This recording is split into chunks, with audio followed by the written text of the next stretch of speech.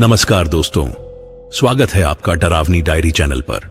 आज मैं आपको एक लड़की चंपा की कहानी सुनाने वाला हूं, जिसे एक चमकदार सोने की नथनी मिलती है, पर वो ये नहीं जानती कि ये नथनी उसे एक प्यास की ओर ले जाएगी। एक ऐसी प्यास जिससे वो चाहकर भी छूट नहीं पाएगी। तो चलिए शुरू करते हैं आज की डरावनी कहानी। चंपा, गांव की वो अल्हड़ लड़की जिसकी हंसी सुनकर चिड़िया भी चहचहा उठती थीं, आज कुछ उदास सी बैठी थी। दादी को गए महीना भर हो गया था और घर अब भी उनके बिना सूना लगता था। दादी की पुरानी हवेली में सब कुछ उनकी याद दिलाता था। धूल जमी अलमारियां, उन पर रखे पुराने डिब्बे और दादी की आवाज, सब कुछ जैसे हवा में घुल मिल गया था। आज मां ने कहा था कि दादी की अलमारी से कुछ पुराने कपड़े निकाल दें जो जरूरतमंदों को दिए जा सकें। चंपा ने भारी मन से अलमारी खोली। अंदर पुराने रेशमी साड़ियों का ढेर लगा था और उनके बीच में एक छोटी सी लकड़ी की संदूक रखी थी। संदूक पर पुरानी जमाने की बारीक नक्काशी थी जो अब घिस चुकी थी। चंपा ने धीरे से संदूक उठाई। वो थोड़ी भारी थी। खोलते ही अंदर से एक अजीब सी भीनी भीनी खुशबू आई, जैसे पुरानी चंदन की लकड़ी और सूखे फूलों की मिली जुली महक। संदूक में दादी की कुछ पुरानी चूड़ियां, एक टूटी हुई कंघी और सबसे नीचे एक लाल मखमल का छोटा सा बंडल था। चंपा ने धीरे से उसे खोला। अंदर एक सोने की नथनी रखी थी। नथनी इतनी चमकदार थी कि जैसे अभी अभी बनी हो। सोने पर महीन काम था और बीच में एक गहरा लाल नग जड़ा था जो किसी खून की बूंद जैसा लगता था। चंपा ने पहले कभी ऐसी नथनी नहीं देखी थी। गांव की औरतें चांदी या पीतल की नथनी पहनती थीं, सोने की तो बहुत कम ही मिलती थी। और ये नथनी, ये तो किसी राजकुमारी की लगती थी। भारी, पर इतनी सुंदर कि नजर हटाई न जाए। उसका मन ललचा गया। उसने एक पल सोचा, दादी पहनती थीं क्या इसे? पर दादी ने कभी इसका जिक्र नहीं किया था। एक हल्की सी सिहरन उसके शरीर में दौड़ गई। फिर भी उसने नथनी उठाई और उसे अपनी नाक में पहन लिया। नथनी का वजन उसकी नाक पर महसूस हुआ और लाल नग उसकी आंखों के सामने चमकने लगा। एक पल के लिए चंपा को लगा कि नथनी उसके चेहरे पर पूरी तरह फिट बैठ गई है, जैसे वो उसी के लिए बनी हो। एक अजीब सी गर्मी उसके पूरे शरीर में फैल गई और उसे लगा जैसे कोई अदृश्य शक्ति उसके अंदर समा गई हो। शाम हो चुकी थी। मां ने आवाज दी, चंपा, खाना लगा दिया है। चंपा ने जल्दी से नथनी को अपनी ओढ़नी के नीचे छुपाया ताकि मां उसे देख न ले। उसे पता नहीं था क्यों, पर उसे यह नथनी किसी को दिखाने का मन नहीं कर रहा था। रात को जब चंपा अपने बिस्तर पर लेटी तो उसे नींद नहीं आ रही थी। नथनी अभी भी उसकी नाक में थी। वो उसे उतारना भूल गई थी, या शायद उतारना ही नहीं चाहती थी। उसकी आंखें बंद होते ही उसे अजीब अजीब सपने आने लगे। सपने में एक औरत थी, लाल साड़ी में, जिसके बाल खुले हुए थे और आंखें दहक रही थीं। वो हंस रही थी। उसकी हंसी इतनी तेज थी कि चंपा के कानों में गूंजने लगी। फिर वो औरत अचानक गायब हो जाती और उसकी जगह एक घना जंगल आ जाता, जहां से चीखने की आवाजें आ रही थीं। चंपा पसीने से भीग गई थी और उसका दिल जोर जोर से धड़क रहा था। अगले कुछ दिन चंपा के लिए अजीब से थे। उसे खुद में कुछ बदलाव महसूस हो रहा था जो वो किसी को बता नहीं पाती थी।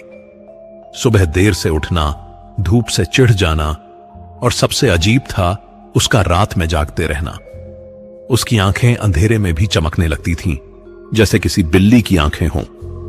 गांव के बच्चे जो पहले चंपा के साथ खेलते थे, अब उससे दूर भागने लगे थे। उन्हें चंपा की आंखों में एक अजीब सी चमक दिखती थी जो डरावनी थी। चंपा की मां भी परेशान थी। चंपा, तुझे क्या हो गया है? दिन भर लेटी रहती है और रात को कहां घूमती है? मां पूछती, पर चंपा बस सिर झुका लेती।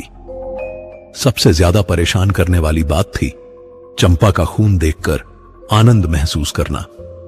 एक दिन जब गांव में मुर्गा कटा तो चंपा छुपकर उसे देखने लगी। खून देखकर उसे घिन नहीं आई, बल्कि एक अजीब सी तसल्ली मिली। उसका दिल जोर जोर से धड़कने लगा था और उसे लगा जैसे कोई प्यास बुझ रही हो। उसने अपने इस बदले हुए व्यवहार पर ध्यान देना शुरू किया। पर उसे समझ नहीं आ रहा था कि यह सब क्यों हो रहा है। नथनी अभी भी उसकी नाक में थी। उसने उसे उतारने की कई बार कोशिश की थी, पर हर बार उसे एक अजीब सी ठंडी सिहरन महसूस होती और वो नथनी को अपनी नाक से अलग नहीं कर पाती। ऐसा लगता था जैसे नथनी उसकी त्वचा का ही हिस्सा बन गई हो।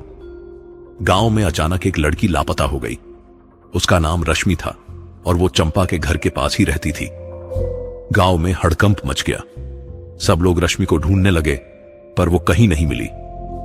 कुछ दिन बाद गांव के बाहर जंगल में रश्मि का फटा हुआ दुपट्टा मिला। उस पर खून के धब्बे थे। गांव वाले डर गए। जरूर कोई जंगली जानवर होगा, गांव के मुखिया ने कहा। पर चंपा को एक अजीब सी शांति महसूस हो रही थी। उसे लगा जैसे ये सब उसके ही अंदर की किसी चीज से जुड़ा हो। रात को चंपा अपनी छत पर बैठी तारों को देख रही थी। चांदनी रात थी। उसकी आंखें अंधेरे में और भी ज्यादा चमक रही थीं। उसे महसूस हुआ कि वो अब पहले जैसी चंपा नहीं है। उसके अंदर कुछ बदल गया है जो उसे एक अलग दिशा में खींच रहा है। उसे भूख लगने लगी थी, पर यह भूख खाने की नहीं थी। यह किसी और चीज की भूख थी जिसे वो समझ नहीं पा रही थी। अगले दिन गांव में और अजीब घटनाएं घटने लगीं। कुछ जानवरों की लाशें मिली जिनके शरीर से खून गायब था। गांव के लोग अब डरने लगे थे। कहीं गांव में कोई भूत प्रेत तो नहीं आ गया? एक बुजुर्ग औरत ने फुसफुसाते हुए कहा। चंपा ये सब सुनती और उसके चेहरे पर एक अजीब सी मुस्कान आ जाती। उसे पता था कि यह सब किससे जुड़ा है, पर वो किसी को कुछ बताती नहीं थी। उसका मन अब गांव में कम लगता था। उसे अब रात का इंतजार रहता था। रात के अंधेरे में उसे एक अजीब सी शक्ति महसूस होती थी जो उसे दूर दूर तक ले जा सकती थी। उसे लगने लगा था कि अब वो सिर्फ चंपा नहीं है, वो कुछ और बन चुकी है। और यह बदलाव उसे अंदर तक खुश कर रहा था, भले ही वो डरावना था। गांव में डर का माहौल बढ़ता जा रहा था। रश्मि के लापता होने और जानवरों की लाशें मिलने के बाद लोग अपने घरों में दुबक कर रहने लगे थे। ऐसे में गांव के पुराने पंडित जी को बुलाया गया। पंडित जी, जो गांव के सबसे ज्ञानी और अनुभवी व्यक्ति थे, गांव के बाहर एक छोटे से मंदिर में रहते थे। उनकी पहचान उनकी लंबी सफेद दाढ़ी और उनकी आंखों की तेज चमक से होती थी। पंडित जी ने गांव वालों की बातें सुनी और फिर अपनी पोथियों को खंगालने लगे। कुछ देर बाद उन्होंने कहा, गांव पर किसी बुरी शक्ति का साया है। यह कोई आम जानवर का काम नहीं है। गांव वाले और ज्यादा डर गए। पंडित जी ने गांव में घूमना शुरू किया। हर घर को देखने लगे जैसे कुछ ढूंढ रहे हों। एक दिन पंडित जी चंपा के घर के सामने से गुजरे। चंपा उस वक्त आंगन में बैठी थी। उसकी आंखें लाल थीं और चेहरे पर एक अजीब सी उदासी थी।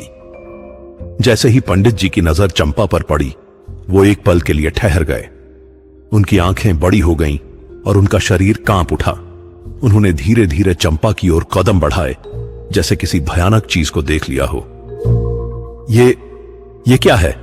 पंडित जी ने धीमी कांपती आवाज में कहा।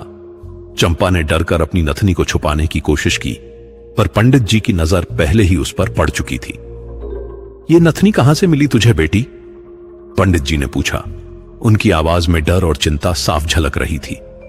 चंपा ने डरते डरते दादी की अलमारी का किस्सा सुनाया। पंडित जी ने सिर हिलाया। उनकी आंखें आसमान की ओर उठ गईं।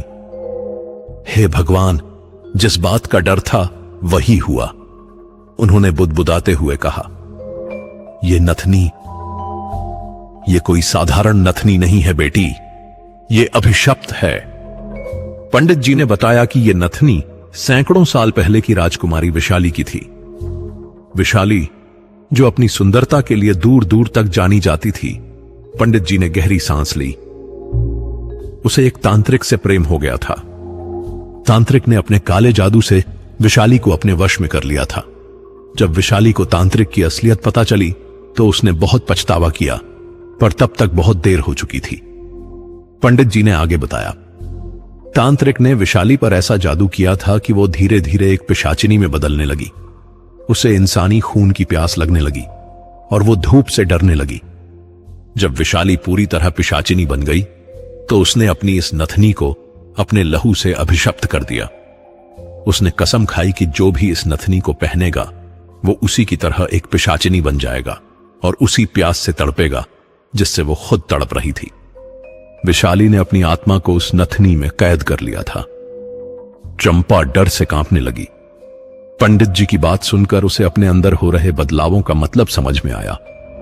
उसकी आंखें क्यों चमकती थीं, उसे खून देखकर क्यों अच्छा लगता था, और वो धूप से क्यों चिढ़ने लगी थी। सब कुछ साफ हो गया। तो मैं भी पिशाचिनी बन गई हूं? चंपा ने डरते हुए पूछा। पंडित जी ने दुख भरी आंखों से चंपा की ओर देखा। बेटी, तुम अभी पूरी तरह नहीं बदली हो, पर यह नथनी तुम्हें पूरी तरह बदल देगी। तुम्हें इसे उतारना होगा, नहीं तो तुम अपनी इंसानियत खो दोगी। पंडित जी ने चेतावनी दी। उनकी आवाज में गंभीरता थी। यह नथनी तुम्हें उस अंधेरे में खींच ले जाएगी जहां से कोई वापस नहीं आता। तुम्हें इसे जल्द से जल्द उतारना होगा, इससे पहले कि बहुत देर हो जाए। चंपा ने नथनी की ओर देखा। वो अब उसे एक सुंदर गहना नहीं, बल्कि एक खौफनाक शाप लगने लगी थी। पंडित जी की बातें सुनकर चंपा का मन अशांत हो गया था। उसे अब हर पल उस नथनी से डर लगने लगा था, जो कभी उसे इतनी सुंदर लगी थी। रात को भी उसे नींद नहीं आती थी। उसे अब बस एक ही चीज का ख्याल आता था, राजकुमारी विशाली। पंडित जी ने उसे बताया था कि गांव के पास ही एक पुरानी धर्मशाला में एक रहस्यमयी किताब रखी है, जिसमें राजकुमारी विशाली का पूरा किस्सा लिखा है। चंपा ने फैसला किया कि वो उस किताब को पढ़ेगी, ताकि उसे पता चले कि विशाली के साथ क्या हुआ था और वो खुद को कैसे बचा सकती है। अगली सुबह चंपा धीरे से धर्मशाला पहुंची। धर्मशाला पुरानी और टूटी फूटी थी, और उसमें शायद ही कोई आता जाता था। एक कोने में एक पुरानी अलमारी थी, जिसमें धूल से ढकी कुछ किताबें रखी थीं। चंपा ने उन्हें खंगालना शुरू किया, और आखिर में उसे एक मोटी पुरानी किताब मिली, जिस पर संस्कृत में कुछ लिखा था। किताब के पन्ने पीले पड़ चुके थे और उसकी स्याही हल्की हो चुकी थी। चंपा ने धीरे धीरे किताब के पन्ने पलटने शुरू किए। शुरुआत में उसे कुछ समझ नहीं आया, पर जैसे जैसे वो पढ़ती गई, उसे राजकुमारी विशाली की कहानी समझ में आने लगी। विशाली कनकपुर राज्य की राजकुमारी थी, जो अपनी सुंदरता और बुद्धिमत्ता के लिए प्रसिद्ध थी। एक दिन एक तांत्रिक, जिसका नाम कालिया था, कनकपुर आया। कालिया ने अपनी मंत्र शक्ति से विशाली को मोहित कर लिया। विशाली कालिया के प्रेम में इतनी अंधी हो गई कि उसने अपने परिवार और राज्य को भी भुला दिया। कालिया उसे अपने साथ एक घने जंगल में ले गया, जहां उसने अपने काले जादू से उसे एक पिशाचिनी में बदल दिया। विशाली को जब अपनी असलियत पता चली, तो उसे बहुत पछतावा हुआ। उसने कालिया से भागने की कोशिश की, पर कालिया ने उसे अपनी शक्तियों से जकड़ लिया। एक रात विशाली कालिया के चंगुल से बच निकली। वो दौड़ती हुई अपने राज्य की ओर भागी, पर उसे पता था कि वो अब पहले जैसी नहीं रही। उसे इंसानी खून की प्यास लगने लगी थी, और उसका शरीर धूप से जलने लगा था। उसने अपने आप को एक विशाल पीपल के पेड़ के नीचे छुपा लिया, और वहीं उसने अपनी जीवन लीला समाप्त कर ली। उसने मरने से पहले अपनी नथनी को अपने रक्त से अभिशप्त किया, और कसम खाई कि जो भी इसे पहनेगा, उसे भी उसी दर्द से गुजरना होगा जिससे वो गुजरी थी। विशाली की आत्मा उस नथनी में समा गई थी, और वो इंतजार कर रही थी कि कब कोई और उसे पहने, ताकि वो अपनी प्यास बुझा सके। किताब में यह भी लिखा था कि विशाली की आत्मा को शांति तभी मिल सकती है जब उसकी नथनी को उसी पीपल के पेड़ के नीचे जलाया जाए जहां उसने अपनी जान दी थी। चंपा ने किताब बंद की। उसके शरीर में सिहरन दौड़ गई। उसे लगा जैसे विशाली की आत्मा उसके कानों में फुसफुसा रही हो। तो मैं उसकी अगली शिकार हूं, चंपा ने सोचा। उसे पता था कि अब उसे कुछ करना होगा, नहीं तो वो पूरी तरह से एक पिशाचिनी बन जाएगी। उसे अपनी इंसानियत को बचाना था और विशाली की आत्मा को भी शांति दिलानी थी। पर यह सब कैसे होगा, उसकी समझ में नहीं आ रहा था। अब चंपा पूरी तरह से बदल चुकी थी। नथनी ने उसे इतना जकड़ लिया था कि वो अपने अंदर की इंसानियत को लगभग भूल चुकी थी। उसकी आंखें रात में लाल दहकने लगी थीं और उसे इंसानी खून की भयानक प्यास लगने लगी थी। गांव में रोज कोई ना कोई लापता हो रहा था और गांव वाले अब दहशत में जी रहे थे। एक रात चांदनी आसमान में चमक रही थी। चंपा अपने बिस्तर पर लेटी थी, पर उसकी आंखें खुली थीं। उसे भूख महसूस हो रही थी, एक ऐसी भूख जो उसे अंदर तक जला रही थी। वो उठी और धीरे से घर से बाहर निकली। उसका शरीर अब पहले से ज्यादा मजबूत और फुर्तीला हो गया था। वो हवा में तेजी से दौड़ सकती थी और उसकी आवाज अब एक भयानक चीख में बदल चुकी थी। गांव में चारों ओर सन्नाटा पसरा था। सब लोग अपने घरों में बंद थे। चंपा एक घर के पास रुकी जहां उसे किसी के सांस लेने की आवाज सुनाई दी। उसका दिल जोर जोर से धड़कने लगा। वो खिड़की के पास गई और अंदर झांका। एक बूढ़ा आदमी सोया हुआ था। चंपा की आंखों में एक अजीब सी चमक थी। उसका मन उसे रोकने की कोशिश कर रहा था। नहीं चंपा, यह गलत है, तुम ऐसी नहीं हो। पर नथनी की शक्ति उसे खींच रही थी। उसने धीरे से खिड़की खोली और अंदर घुस गई। जैसे ही वो अंदर गई, बूढ़े आदमी की आंख खुल गई। उसने चंपा को देखा और डर से चीखने लगा। चंपा एक झटके में उस पर झपट पड़ी, पर तभी उसके अंदर की चंपा जागी। उसे अपनी मां का चेहरा याद आया, अपने दोस्तों की हंसी याद आई। उसे लगा जैसे कोई उसे अंदर से खींच रहा हो, उसे रोक रहा हो। उसकी आंखों में आंसू आ गए। नहीं, मैं ऐसा नहीं कर सकती, चंपा ने अपने आप से कहा। उसने अपने आप को पीछे खींचा और बूढ़ा आदमी डर से कांपता रहा। चंपा वहां से भाग निकली। उसे खुद पर गुस्सा आ रहा था। वो अंदर से इतनी कमजोर कैसे हो सकती है? नथनी उसे पूरी तरह से अपने वश में क्यों नहीं कर पा रही है? वो जंगल की ओर भागी जहां पीपल का पेड़ था। वहां जाकर वो जमीन पर बैठ गई और उसकी आंखों से आंसू बहने लगे। मुझे बचाओ, कोई मुझे बचाओ, वो अपने आप से कह रही थी। उसे लगा जैसे उसकी आत्मा दो हिस्सों में बट गई हो। एक हिस्सा चंपा का था जो इंसान थी, और दूसरा हिस्सा पिशाचिनी का था जो उसे अंधेरे की ओर खींच रहा था। उसे याद आई पंडित जी की बातें कि नथनी को उसी पीपल के पेड़ के नीचे जलाना होगा जहां विशाली ने अपनी जान दी थी। यही एक रास्ता है, उसने सोचा। मुझे अपनी आत्मा को बचाना होगा। पर नथनी इतनी गहराई तक उसकी नाक में घुस चुकी थी कि उसे उतारना मुश्किल था। उसे पता था कि उसे एक भयानक दर्द से गुजरना होगा, पर यह उसकी आखिरी उम्मीद थी। सूरज उगने में अभी देर थी। चंपा ने अपनी आंखों से आंसू पोंछे और अपने आप को मजबूत किया। उसे अपनी इस लड़ाई को जीतना था। चंपा की दोस्त बेला, जो बचपन से उसकी सहेली थी, चंपा के बदले हुए व्यवहार से बहुत परेशान थी। उसने कई बार चंपा से बात करने की कोशिश की थी, पर चंपा उससे दूर भागती थी। जब पंडित जी ने बेला को चंपा की सच्चाई बताई तो बेला के पैरों तले जमीन खिसक गई। उसे विश्वास नहीं हो रहा था कि उसकी सहेली एक पिशाचिनी बन गई है। हमें चंपा को बचाना होगा, पंडित जी ने बेला से कहा। यह नथनी उसकी आत्मा को पूरी तरह से निगल रही है। हमें इसे उसकी नाक से हटाना होगा। बेला ने पंडित जी से पूछा, पर कैसे? वो अब इतनी ताकतवर हो गई है। पंडित जी ने बताया कि जब चंपा खुद से लड़ने की कोशिश कर रही होगी तो उसकी शक्ति कमजोर पड़ेगी। उसी वक्त हमें उस पर हमला करना होगा। और तुम, बेला, चंपा की सबसे अच्छी दोस्त हो। वो तुम पर शायद ही हमला करेगी। एक रात जब चंपा अपने अंदर की पिशाचिनी से लड़ रही थी और पीपल के पेड़ के नीचे बैठी आंसू बहा रही थी, तो पंडित जी और बेला वहां पहुंचे। पंडित जी के हाथ में कुछ जड़ी बूटियां थीं और बेला के हाथ में एक मोटा रस्सा था।